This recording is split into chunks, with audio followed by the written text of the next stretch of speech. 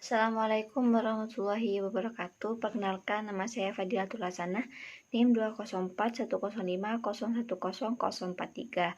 Di sini saya akan sedikit menanggapi dari video tentang pengantar ilmu ekonomi yang dipaparkan oleh Bapak Dr. Abdul Wadud Nafis, LC MEI. Ilmu ekonomi adalah ilmu yang penting untuk kita pelajari. Mengapa? Karena ilmu ekonomi di sini dapat melatih seseorang agar berjiwa sosial dan bersifat teliti serta ekonomis. Ilmu ekonomi di sini juga sangat berperan penting dalam mengatur prinsip kebutuhan pokok sosial ataupun masyarakat. Ekonomi di sini berasal dari bahasa Yunani, yaitu aikos dan nomos. Aikos yaitu rumah, nomos adalah aturan atau tatanan. Apabila digabungkan, maka aikos nomos adalah pengelolaan atau manajemen rumah tangga. Mengapa ekonomi disebut manajemen rumah tangga? Karena dalam ekonomi ada rumah tangga individu dan rumah tangga perusahaan. Rumah tangga individu yaitu mengatur ekonomi dalam rumah tangga, bagaimana kita mengatur ekonomi tersebut. Sedangkan ekonomi rumah tangga perusahaan yaitu perusahaan seperti baju, sepatu, sandal, dan lainnya. Ekonomi itu artinya bagaimana kita mengatur pendapatan rumah tangga individu dan bagaimana cara kita mengatur rumah tangga perusahaan.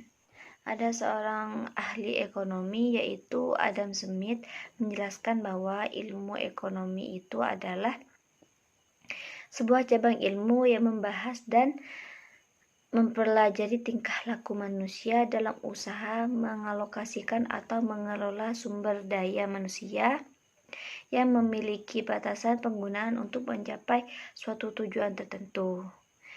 Jadi, ilmu ekonomi di sini dibagi menjadi 3 bagian.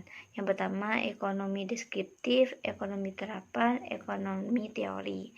Yang pertama yaitu ekonomi deskriptif.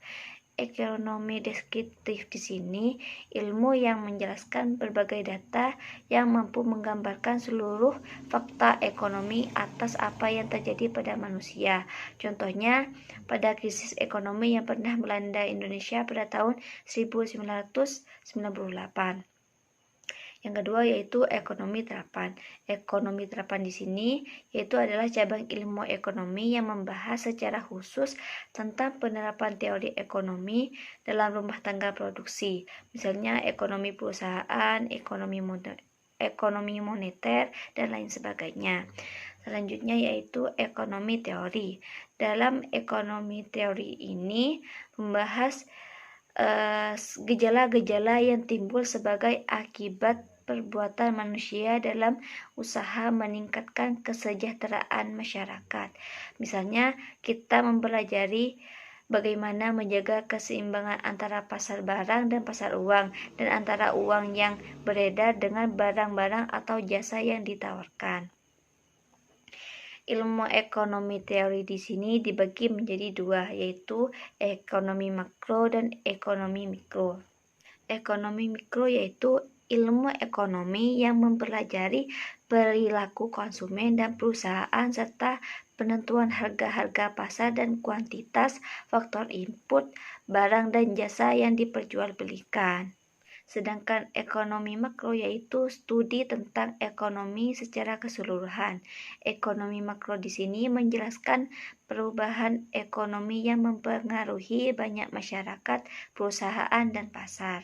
Seperti contohnya harga BBM dan bahan sembako. Konsep dasar ekonomi makro di sini ada 7.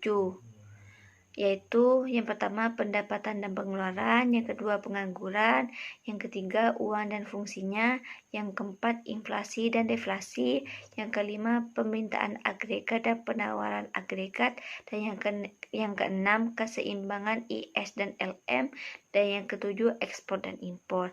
Mungkin hanya ini dari saya, kurang lebihnya saya mohon maaf. Wassalamualaikum warahmatullahi wabarakatuh.